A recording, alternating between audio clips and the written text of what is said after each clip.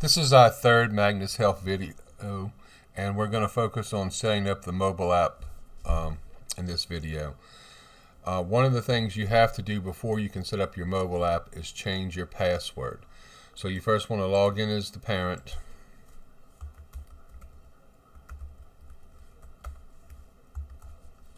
And click login. You can close out the video.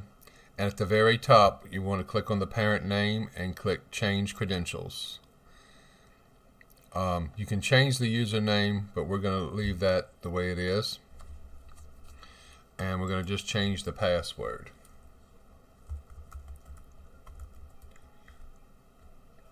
And make sure you meet the criteria that's on the right-hand side.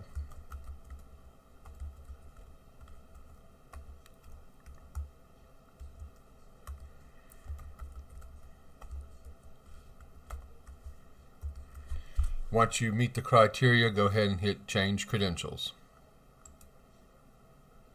And you'll get the message, Success. Your login credentials have been updated successfully. Click OK. Once you finish this, you can log out. And then the next step is to go to your mobile device and search either your Google Play Store or the iPhone App Store. And you want to download the app Magnus Mobile version 2. Once you have the Magnus Health app loaded on your phone, you want to go ahead and log in.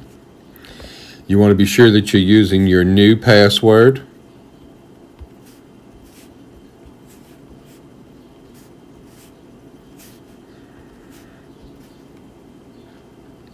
Once you log in, you want to go ahead and select the student.